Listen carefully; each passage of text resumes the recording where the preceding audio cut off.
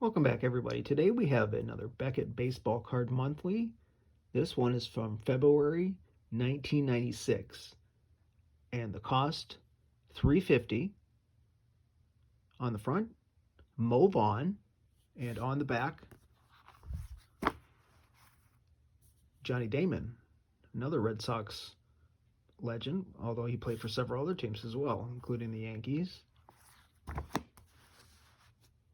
Mo Vaughn had a 12-year career. He hit 328 home runs, I believe. But yeah, let's take a look at some of his cards. Got his rookie card here, the upper deck. There's a 96 Topps, Mo Vaughn.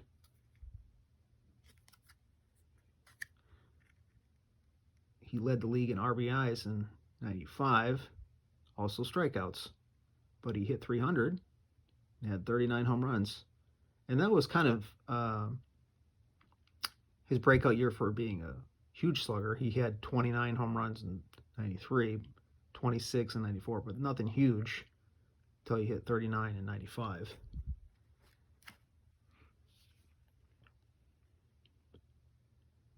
Here's a Fleer Ultra.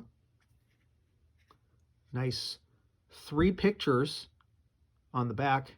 You won't see that in any Panini cards. You'll just see 1 picture on the front and the same picture on the back.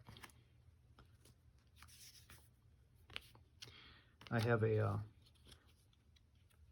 Pacific collection, which is something different.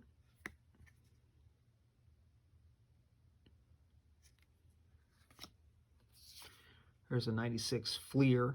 It had the kind of a matte,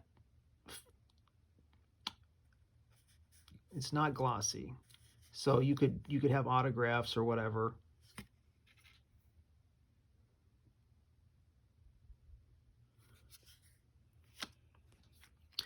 It's a Flair, like the photography on Flair. Here's a Tombstone card, a food and beverage card. Of course, they don't have a licensing, so there's just a black hat. Pinnacle. And I got a Stadium Club, which shows his rookie card as the Stadium Club. Oh, he hits high and away is his favorite, I guess. That's unusual for a left-handed hitter. So let's get into this issue.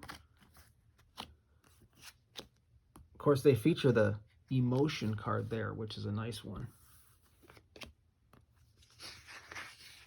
Got the monster behind him. That's a nice ad there. Got Frank Thomas for Donruss.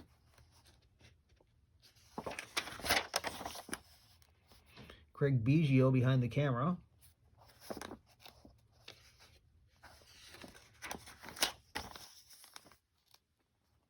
Mo, better choice.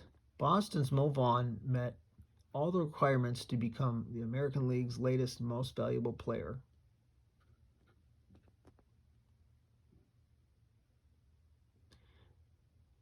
'95 American League most valuable player and one of the most sincere individuals in the game. Yeah, he looks menacing, and even famed photographer Walter Ios Jr., who shot our front cover of this month, found it difficult to coax much of a smile out of Mo. But that's just Vaughn. The man who founded a youth development program in Boston doesn't have to smile to show a very real, humane side. So that's a little bit about Mo Vaughn there. From Mike Payne, senior editor. And of course, if you are familiar, there is a 300 Greatest Cards, I believe, by Mike Payne.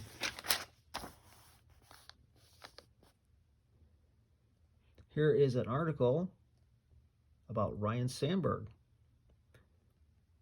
Back in the swing of things, just as suddenly as he left a year ago, Ryan Sandberg returned to Waverly Avenue and to the game he plays so well.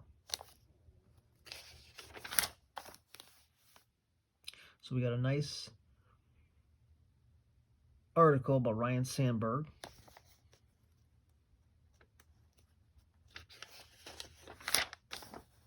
Here we have a 96 Fleer Ultra ad.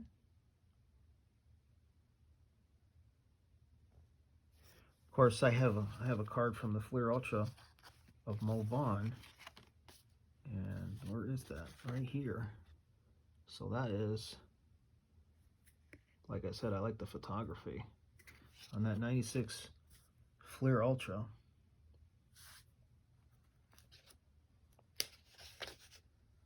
Then they have the gold medallion, of course.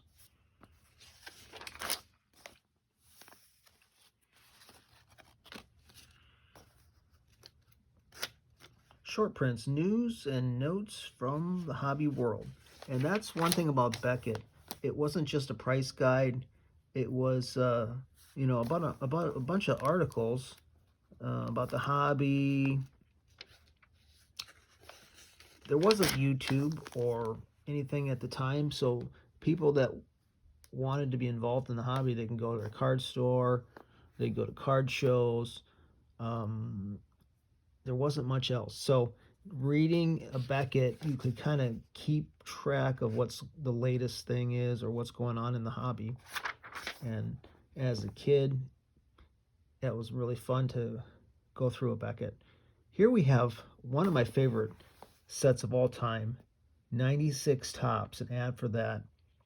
Really, really like this set. It had a lot of Mickey Mantle stuff, which was not typical at the time. You would just see the modern players. You wouldn't see hardly any of the vintage players in the modern sets at the time. So this one was great. It had a lot of Mickey Mantle's inserts and commemorative cards in it.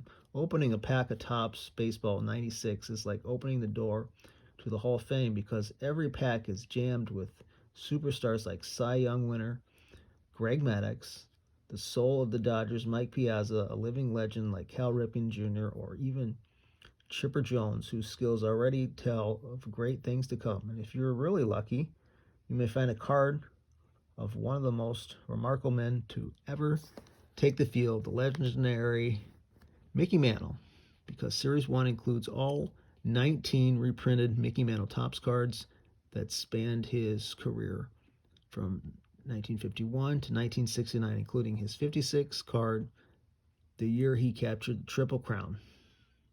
So yeah, they had, and then I think Series 2, they had the Topps Finest version of that, which was really fun at the time. Upper Deck Factory Tour. We have a Mo Vaughn Upper Deck card there, showing how they print. There's their printing press. Of course, that was humming in 1989 for their 89 Upper Deck, which they printed a ton of. And of course, 91 and 90, and they printed a ton of those too.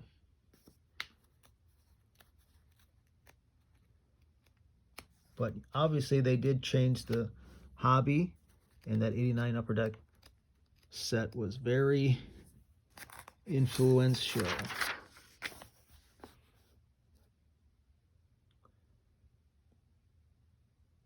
There they are by the pallet, loaded up on, that's very interesting, loaded up by the pallet, and they're going to be cut. Getting into the price guide, starts out at 1948, of course, nothing pre-war.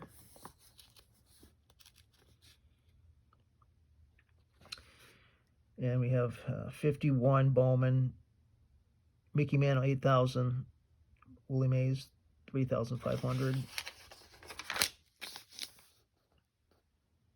The Eddie Matthews rookie card from the 52 Tops, 3,200 went up. And the Mickey Mantle, 25,000.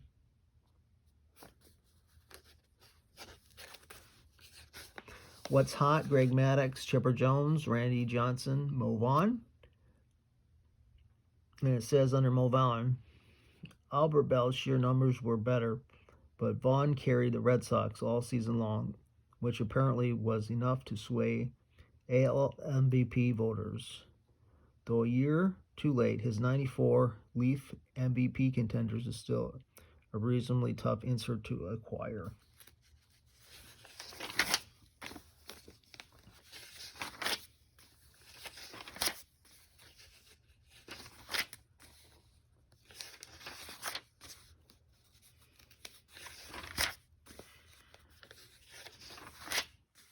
We're going to take a look and see what a 91 Upper Deck Mo Vaughn is worth. And let's see.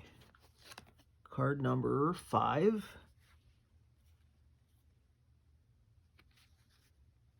$0.60. Wait, that's a first Upper Deck. First Upper Deck card. So this isn't a rookie card. Even though, I mean, obviously he hadn't even played yet. Huh. He must have another card earlier. But this is clearly, you know, his first. He hadn't even played yet. He must have like a draft pick card that's considered his rookie card. 60 cents for the first Upper Deck Mo Vaughn.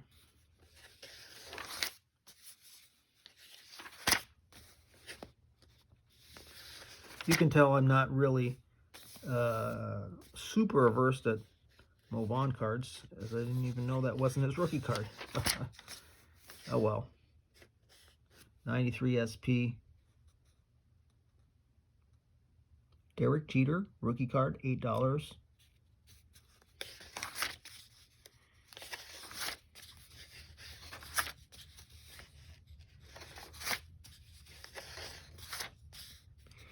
Yeah, these cards of Mo Vaughn that I had were in my binder, and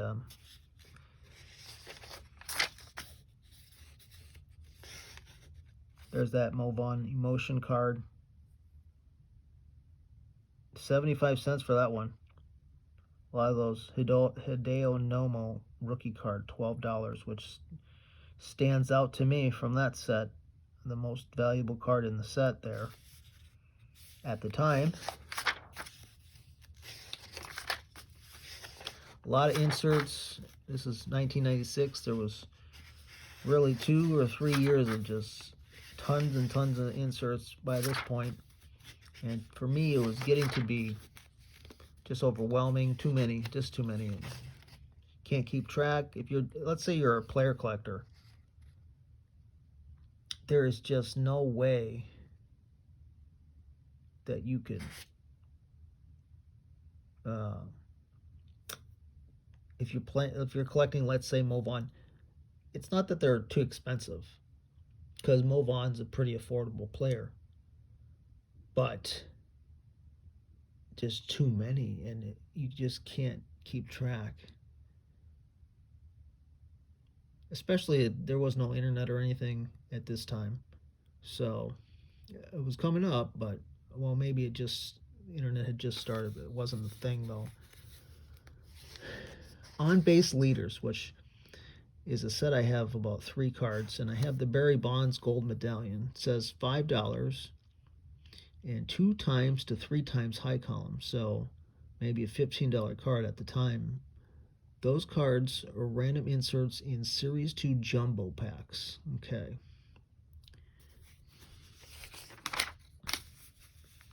And here's my set, the 96 Topps Series 1 they have there. The Mickey Mantle commemorative reprint, $80 for that. And they had Topps Finest inserts. They had some nice inserts, so I really like 96 Topps. The Cal Ripken Base card, $4. Wow.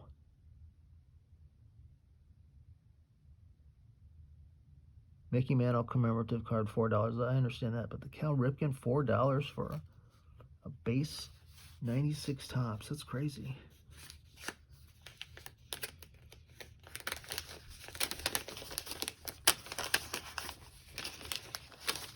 I don't rip that. We're getting into the show calendars. Troy Aikman there signing.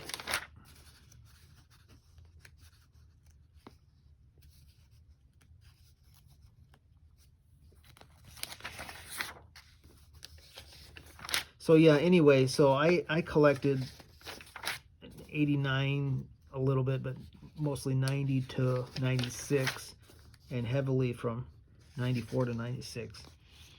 And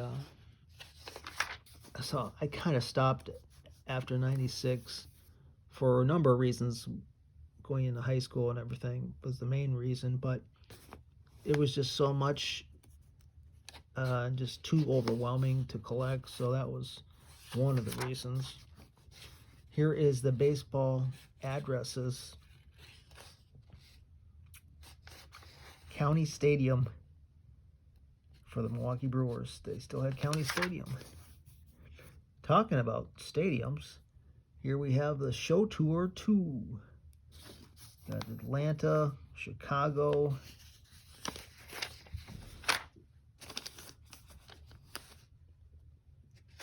all the different stadiums. The Montreal Olympic Stadium.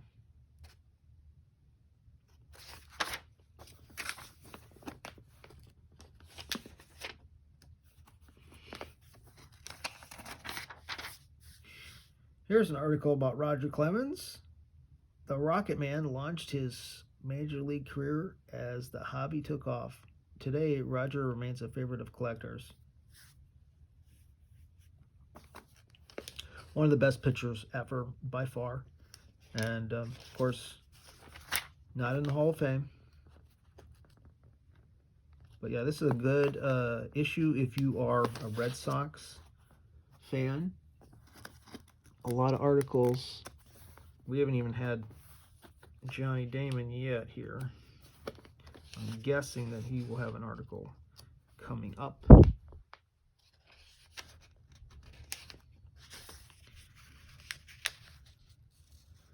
So yeah, Robin Roberts, vintage card there. One of my favorites. Speaking of vintage cards, that's what they used to do to vintage cards. Put them on their spokes. Of course, I don't think they did that after that. It was like the 1950s, and maybe, yeah, that was about it. They didn't do that after that. So, must have been a thing in the 50s.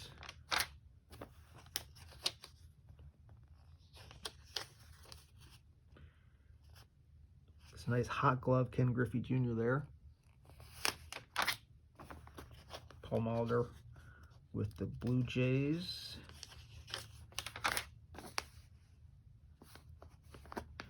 Trading places, of course, Biggio went from a catcher to a second baseman.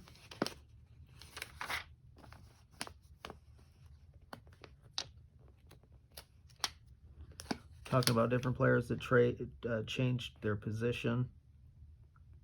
Matt Williams was a shortstop. Wow, he's a little bit too big for that. Although Ripken was a pretty big shortstop too. The big one was the Babe Ruth from a pitcher to a right fielder. That was quite a change. These other ones, not that big of a change, really. They always go from, Mickey Mantle went from shortstop to center field to first base. I didn't know he was a shortstop. I knew he was a center fielder.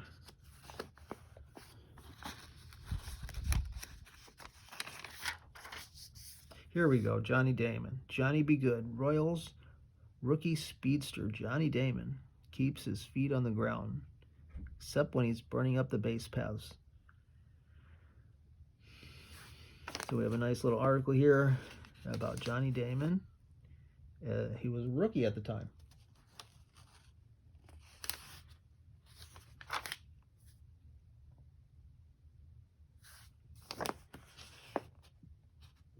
Well, I mean, it may be his first year playing, actually, but he had a rookie card, 93 SP, I guess.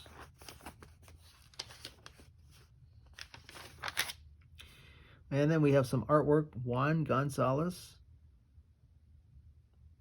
with the Rangers, and the inside cover, of course, on the back, Johnny Damon. And that is your February 1996 Beckett Baseball Card Monthly. For more Beckett reviews, visit my channel. Thanks for watching.